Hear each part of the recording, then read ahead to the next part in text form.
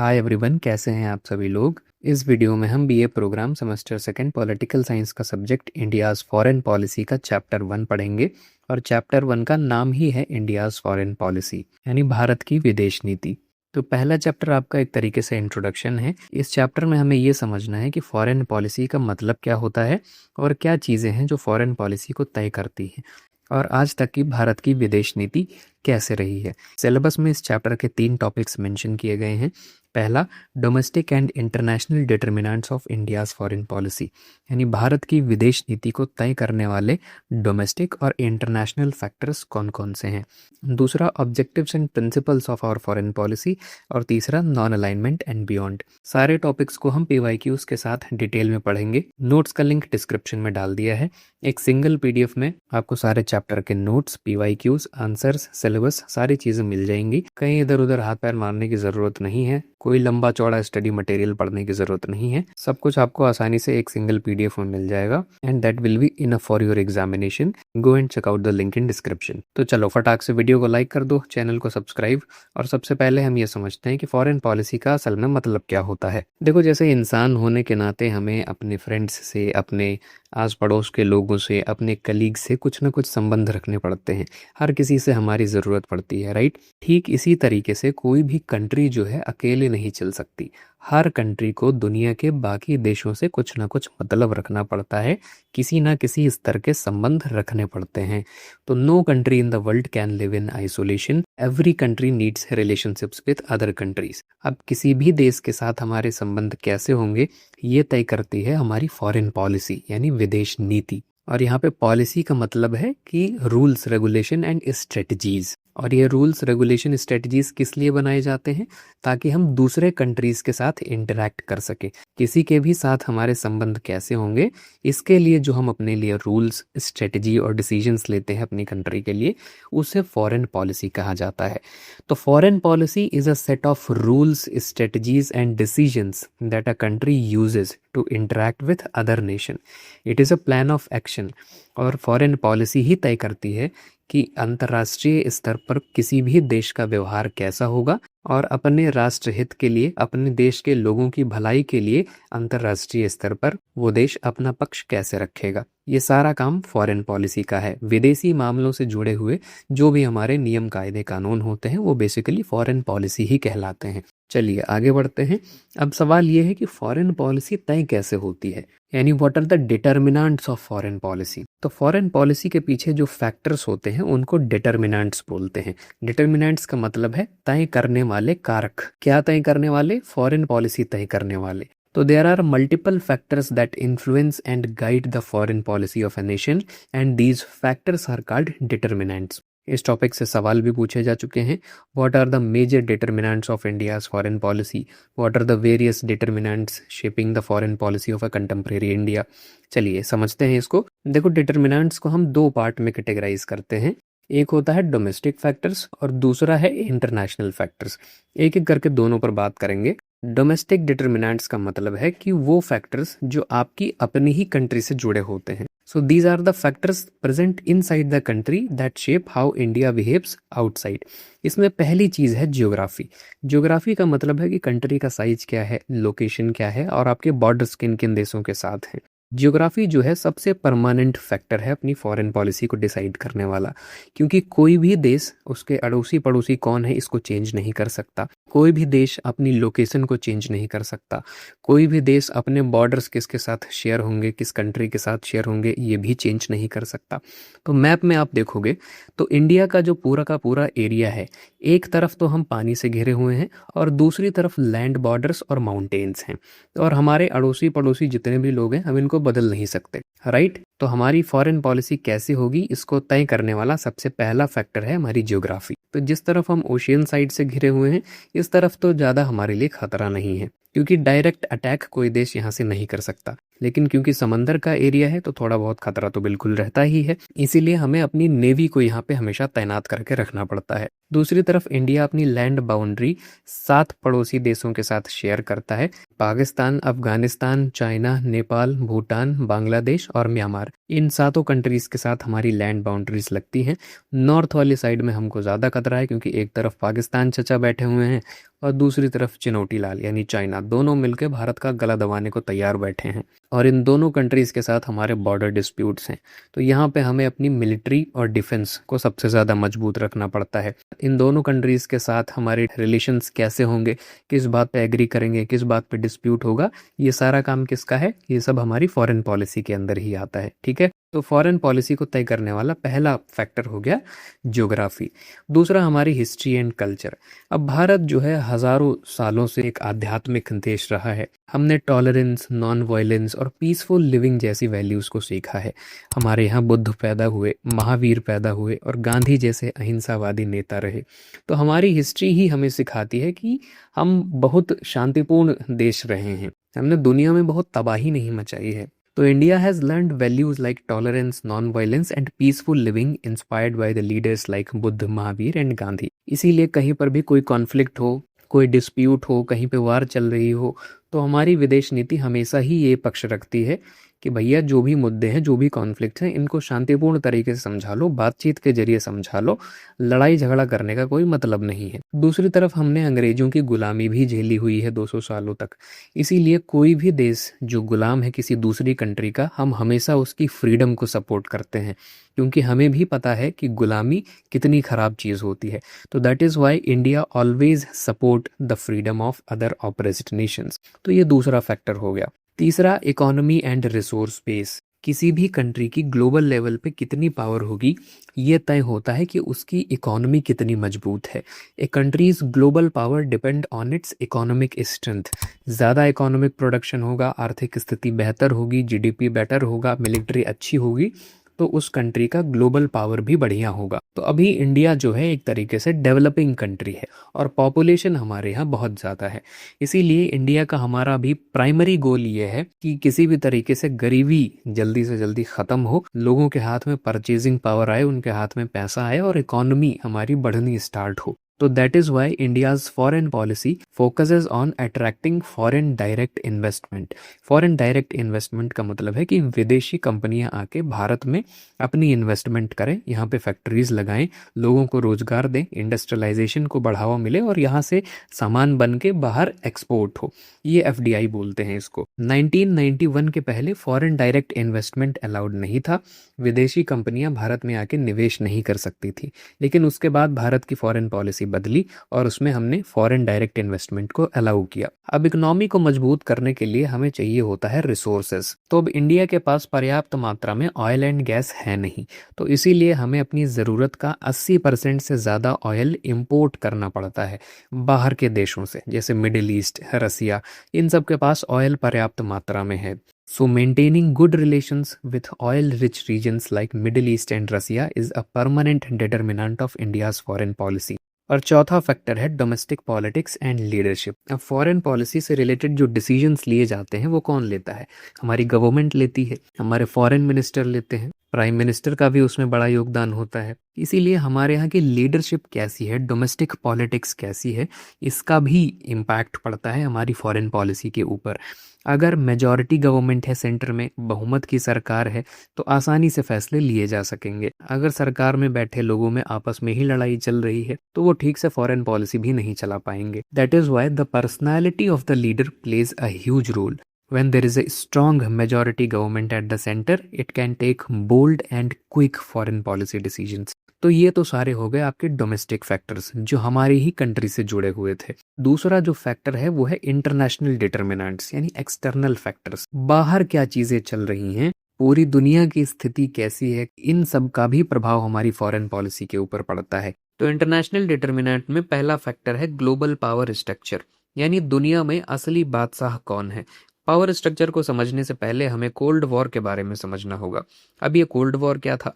देखो, 1945 में second world war खत्म हुआ और सेकेंड वर्ल्ड वॉर से पहले दुनिया में कई पावरफुल कंट्रीज थी, जैसे America, Japan, Italy, Germany, Soviet union. ये सारे पावरफुल नेशंस थे। पर वर्ल्ड वॉर टू के बाद दुनिया में सिर्फ दो ही सुपर पावर्स बचे। एक था यूनाइटेड स्टेट्स ऑफ अमेरिका और दूसरा था union of Soviet socialist republics, यानी यूएसएसआर। इसी को शॉर्ट में सोवियत यूनियन भी बोलते हैं।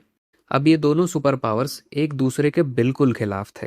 अमेरिका चाहता था कि दुनिया में हमारा दबदबा हो, पर सोवियत यूनियन चाहता था कि हमारा राज चले, और दोनों की विचारधारा एक दूसरे के बिल्कुल खिलाफ थी। अमेरिका डेमोक्रेसी और कैपिटलिज्म के पक्ष में था और यूएसएसआर कम्युनिस्ट आइडियोलॉजी के पक्ष में था। अराउंड 1947 से ही दोनों के बीच कंपटीशन चालू हो गया कि अब दुनिया का असली बादशाह कौन होगा, ज्यादा कंट्रीज किसका साथ देंगी, किसकी इकोनॉमी ज्यादा ग्रो करेगी। दोनों एक दूसरे को हराना चाहते थे, पर समस्या ये थी कि आपस में डायरेक्टली लड़ नहीं सकते थे, क्योंकि दोनों के पास न्यूक्लियर वेपन्स थे और दोनों ही पावरफुल। अगर डायरेक्ट वॉर हो जाती तो न ये बचते न वो, तो दोनों ने इनडायरेक्टली एक दूसरे को कमजोर करना शुरू कर दिया। जासूसी के जरिए एक दूसरे के प्लान्स और अंदर की बातें चुराने लग गए, एक दूसरे के खिलाफ प्रोपेगेंडा फैलाने लग गए। अंतरिक्ष में पहले कौन पहुंचेगा, इसके लिए दोनों के बीच होड़ लग गई। दोनों ने अपने को ताकतवर साबित करने के लिए न्यूक्लियर वेपन्स, मिसाइल्स, सारे हथियार बनाने शुरू कर दिए।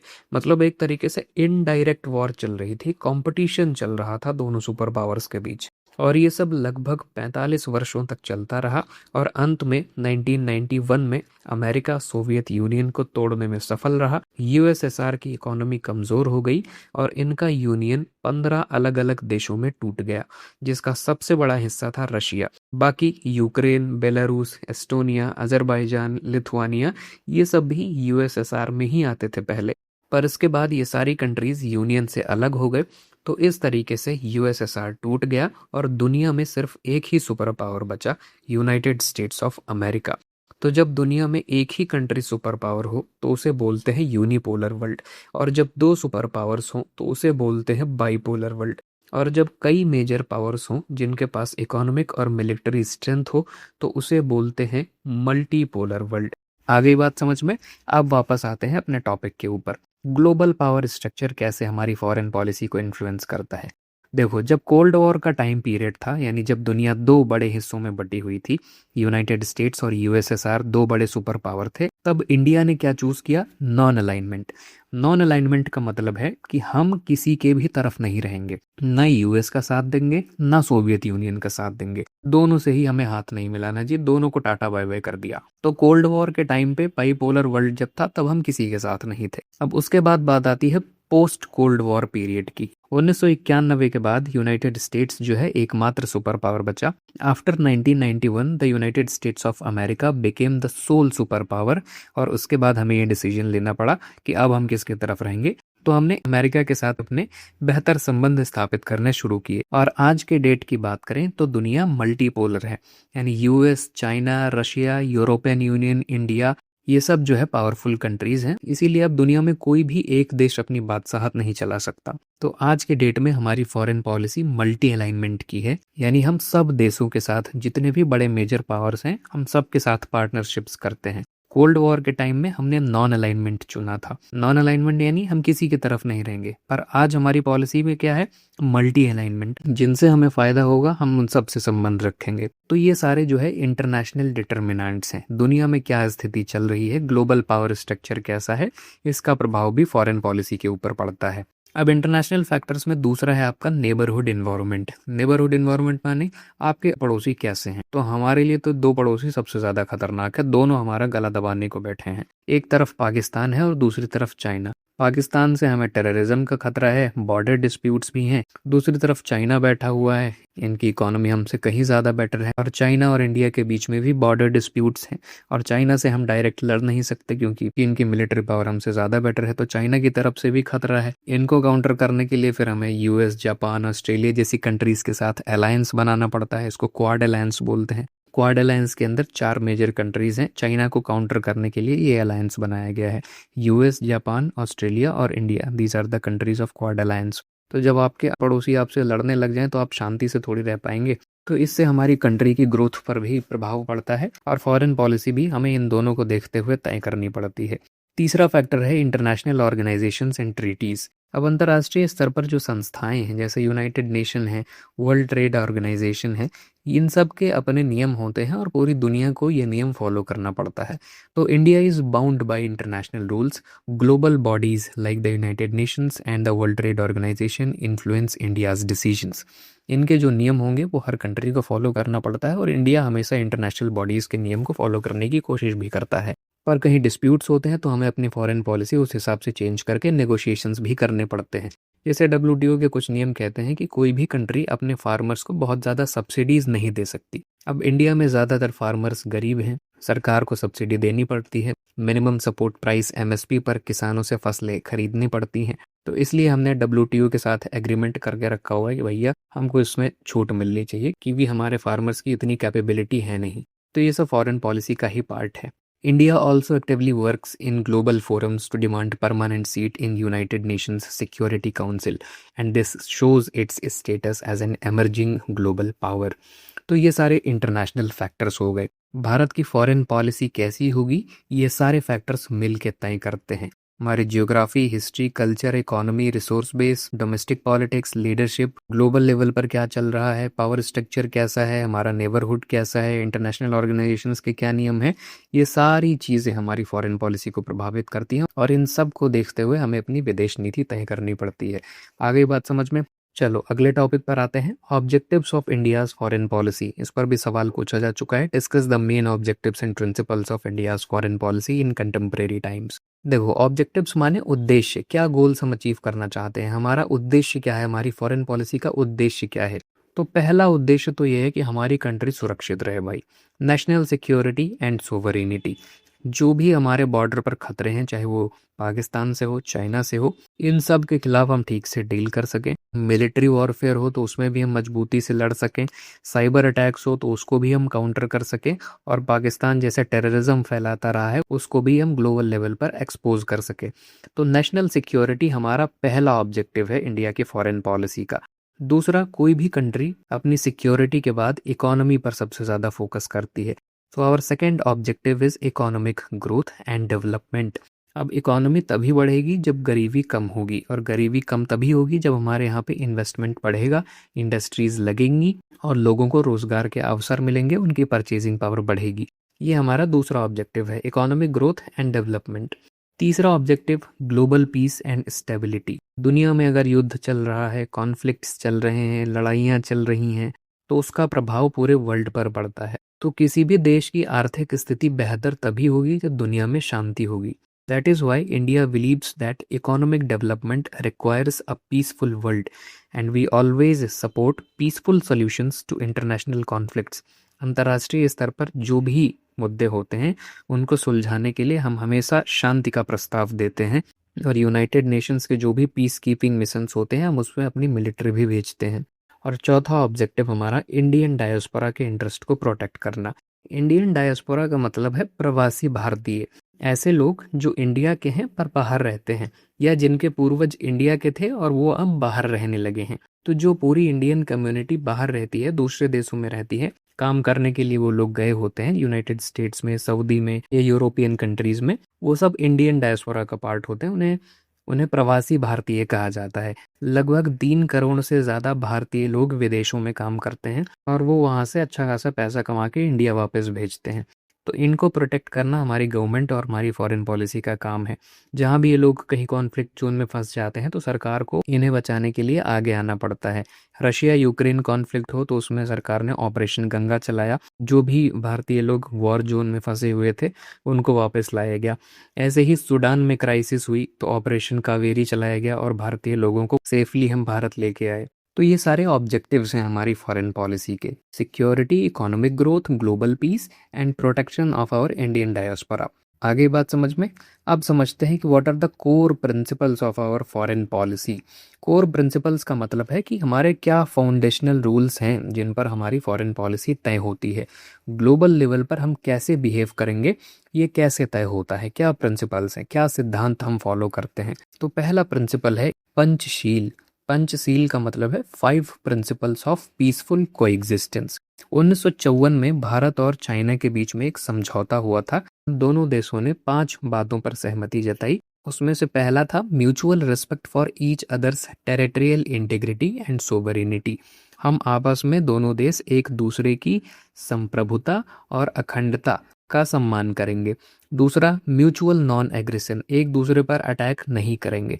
तीसरा, mutual non interference in each others internal affairs, एक दूसरे के आंतरिक मामलों में कोई भी दखल नहीं देंगे, चाहे वो राजनीतिक मुद्दे हों या कानून संबंधी मुद्दे हों। ना भारत चाइना के मुद्दों में बोलेगा, ना चाइना भारत के इंटरनल अफेयर्स में बोलेगा। चौथा, इक्वालिटी एंड म्यूचुअल बेनिफिट, ऐसे कदम उठाएंगे जो दोनों के लिए फायदेमंद हो। पांचवा, पीसफुल कोएग्जिस्टेंस, यानी कोई भी अगर कॉन्फ्लिक्ट होगा तो शांतिपूर्ण तरीके से सुलझाएंगे। तो ये समझौता भारत और चाइना के बीच हुआ था। इसको बोलते हैं पंचशील एग्रीमेंट। पंच माने 5 और शील माने शांतिपूर्ण सह अस्तित्व, 5 प्रिंसिपल्स ऑफ पीसफुल कोएग्जिस्टेंस। तो अब ये समझौते और सिद्धांत तो भारत और चाइना के एग्रीमेंट में लिए गए थे, लेकिन जैसे जैसे इंडिया की फॉरेन पॉलिसी आगे बढ़ी तो ये जो पांचों पॉइंट्स हैं ये सिर्फ चाइना के साथ ही नहीं, हम सारे देशों के साथ यही फॉलो करते हैं। And these principles became the core of India's foreign policy for dealing with all Nations. ये हमारी विदेश नीति का पहला सिद्धांत है। दूसरा, anti colonialism and anti racism. Bharat ने 200 सालों तक अंग्रेजों की गुलामी झेली हुई है, इसीलिए हमें गुलामी कितनी पीड़ादायी होती है ये बहुत ठीक से पता है। तो इसीलिए कहीं भी किसी भी देश का किसी दूसरे देश पर अगर कब्जा होता है तो हम उसको स्ट्रांगली अपोज करते हैं। India strongly opposes colonialism in any form. After its own independence, India actively supported the freedom struggle of other countries in Asia and Africa. अपनी आज़ादी के बाद से जो भी अन्य देश किसी भी पावर के गुलाम थे, हमने उनकी आज़ादी के लिए हमेशा आवाज़ उठाई है। तीसरा principle, peaceful settlement of international disputes. किसी भी प्रॉब्लम को सॉल्व करने के लिए हमारा पहला पक्ष ये होता है कि मिलिट्री फोर्स का यूज़ करके हम किसी भी प्रॉब्लम का समाधान नहीं निकाल सकते। India does not believe in using military force to solve problems, क्योंकि लड़ाई से सिर्फ मैटर और ज़्यादा बढ़ता है और दोनों देशों की इकोनॉमी और ज़्यादा खराब होती है, पैसा भी खर्च होता है और समाधान भी नहीं निकलता। That is why India believes that all disputes, including border issues, should be solved through diplomacy, dialogue and negotiations. समझौते करके, बातचीत करके ही किसी भी मुद्दे का समाधान निकाला जा सकता है। हमें अपनी डिप्लोमेसी यानी कूटनीति के माध्यम से और बातचीत के जरिए उसका समाधान निकालना चाहिए। और ये बात हमारी कॉन्स्टिट्यूशन में भी लिखी हुई है। आर्टिकल 51 जो कि DPSP का पार्ट है, directive principles of state policy के अंदर आता है। उसमें सरकार को ये सीधे निर्देश दिए गए हैं कि government should promote international peace and security. अंतर्राष्ट्रीय स्तर पर शांति और सुरक्षा बनाए रखना सरकार की जिम्मेदारी है। और चौथी बात, support for United Nations and international law. जो भी इंटरनेशनल बॉडीज हैं वो इसलिए बनाई गई हैं ताकि जो ग्लोबल प्रॉब्लम्स हैं उनको सॉल्व किया जा सके। जैसे आपका यूनाइटेड नेशन हो गया, तो जो ग्लोबल लेवल की प्रॉब्लम है जैसे टेररिज्म, आतंकवाद, अब आतंकवाद से सिर्फ इंडिया को ही खतरा नहीं है, यूनाइटेड स्टेट्स जो दुनिया का सुपर पावर है उस पर भी टेररिस्ट अटैक्स हो चुके हैं। ऐसे ही क्लाइमेट चेंज है या फिर हेल्थ से रिलेटेड कोई पेंडेमिक है जैसे कोविड-19 आया था। तो ये जो ग्लोबल प्रॉब्लम्स हैं ये कोई एक देश अकेले सॉल्व नहीं कर सकता। That is why it requires collective actions through United nation. जो ग्लोबल बॉडीज़ हैं वो इसको मॉनिटर करती हैं, तभी समाधान हो पाता है। और इसीलिए इंडिया हमेशा इंटरनेशनल लॉज और ट्रीटीज़ को हमेशा रिस्पेक्ट करता है ताकि विश्व में व्यवस्था बनी रहे और शांति बनी रहे। ये तो सारे हो गए हमारे प्रिंसिपल्स। इन्हीं सब सिद्धांतों पर हमारी फॉरेन पॉलिसी चलती है। अब आते हैं तीसरे टॉपिक पर, नॉन अलाइनमेंट मूवमेंट, शॉर्ट में इसको NAM बोलते हैं। इससे कई सवाल पूछे जा चुके हैं, ऊपर आप यहाँ पे देख सकते हो। NAM has lost its relevance in the post-Cold War era. Comment: critically evaluate the relevance of NAM in contemporary time. The relevance of non-alignment as a foreign policy objective has diminished in the post-Cold War era. Discuss. तो चलिए पहले non alignment movement को समझते हैं कि ये था क्या। देखो अभी मैंने आपको ऊपर कोल्ड वॉर के बारे में बताया था, राइट। अब कोल्ड वॉर में क्या था, अमेरिका और सोवियत यूनियन दो बड़े सुपर पावर थे और दोनों एक दूसरे को हराने में लगे हुए थे विदाउट फाइटिंग डायरेक्टली, ठीक है। तो दूसरे वर्ल्ड वॉर के बाद, after second world war, the world was split into 2 rival military groups. पूरी दुनिया दूसरे विश्व युद्ध के बाद दो मिलिट्री ग्रुप्स में बटी हुई थी।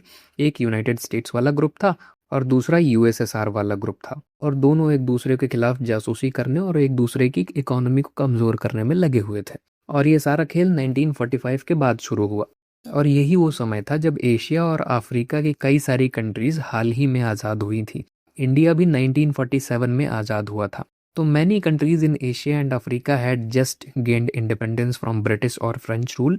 दे did not wanted to join either the US और द यूएसएसआर कैंप्स। और ये जो रिसेंटली इंडिपेंडेंट कंट्रीज थी, ये ना तो यूनाइटेड स्टेट्स को ज्वाइन करना चाहती थी और ना ही सोवियत यूनियन को ज्वाइन करना चाहती थी।